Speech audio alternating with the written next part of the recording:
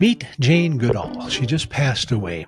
Fascinating lady. The picture we have is her very young and very old. And it's kind of fun to do these when I can see them at two different times in their life. And we're going to point out some changes as we go along. First thing I always like to do is determine shape of face. So she's a combination between a bucket face, which is what I am, and this wider at the top, get narrow at the bottom. We bucket faces, we love to put things in our bucket. We have a thirst for knowledge that's unquenchable. Tend to be thought leaders, intellectually persistent. We tend to overthink. We can't quit thinking. That's the downside of this, like a pat on the back. Then she's got some narrowness to her chin. It was much narrower when she was younger than it is now, but this is about being a fire face, and this is about sensitivity. So the face shape that we are is kind of a gift from our creator. So her gift is her intellect and her sensitivity. Very, very sensitive thinker. The next thing we like to do is look at the right left eye. The right eye is what we show to the world. It's our public persona. It's our mother's influence. The left is our true inner private self, and it's our father's influence. When we cover up that left eye and just look at the right eye, she's very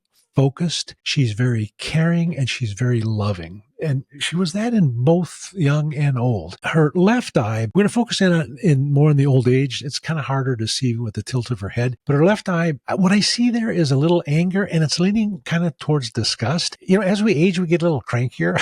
I'm older, and I'm 72 years old, and it just kind of happens. So I think we kind of get disgusted with things a little quicker than would normally be. So let's talk about the features of her face. Notice her hairline, and it's a very narrow hairline. What that means is the hair touches the corner of the eyebrows. This is a sign that there's been very strict upbringing. She was probably forced to conform to parental wishes. It's also a little uneven. So this also tells she kind of had a little rebellious streak. For sure, she rebels against conformity. Status quo is not something Jane Goodall was even remotely interested in. Her eyebrows are fascinating. Notice how low set they are when she was younger and how much higher they are now. So the low set indicates very willing to help others. The high set indicates high standards. As she got older, her standards became more rigid. I don't say that in a negative way. They just became more solid in her body. And her standards were set in such a way that she was almost aloof about them. These high eyebrows give almost an aloofness to the individual. She was not aloof in any way, shape, or form. Ears are next. Ears are extremely large. Ears are about longevity and risk-taking. This gal was not afraid to take risks. Notice when she was young how attached her earlobes are attached to the side of the head. When she's older, they're more hanging down. So when earlobes are attached, it means you're very attached to family. Now, she spent her life spending time with chimpanzees, and that became her family. But she kind of detached a little bit from her birth family and took on more of a relationship with these chimpanzees she spent all of her life with. So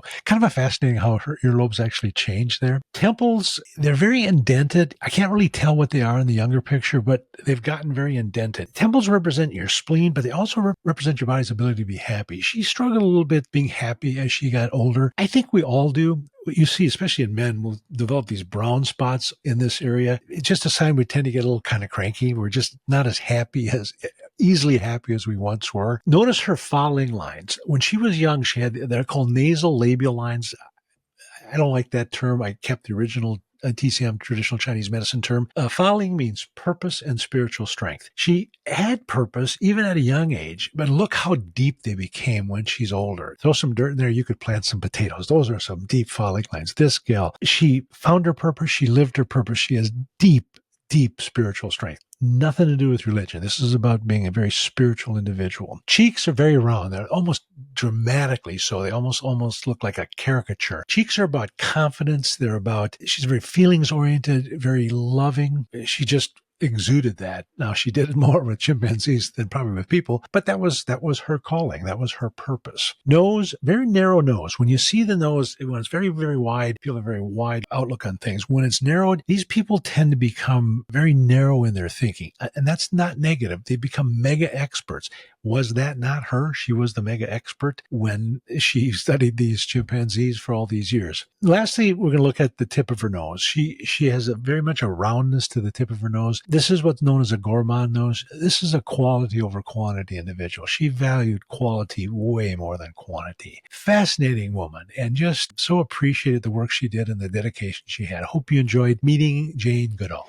We're asked over and over and over again, can you read my face? The answer is yes. Matter of fact, I'd love to read your face. All you got to do is go to WTFWhyTheFace.com. Now, there's several options there. It's not a costly thing to do. First option is I can simply give you a written report. It'll be 7-8 pages long. I will read your face. I will go over psychological aspects, traits that are positive, traits that are negative, also some health issues. That is one fee. The second option is you'll also get a 7 to 8 page written report. Plus, I will physically call you. Questions will come up. I usually spend 30 to 60 minutes on the phone with you. Obviously, it's a little higher price because it's going to be more time involved. But a lot of questions will come up and you'll say, okay, I got that, but what does that really mean? And I can kind of explain a little more in depth. The third option is, again, 7 to 8 pages. I'll call you. But we can also discuss some options. If there's some things that you're concerned with, we can kind of point you in a direction. I can't physically treat you, but I can certainly make some suggestions when you talk to your own doctor.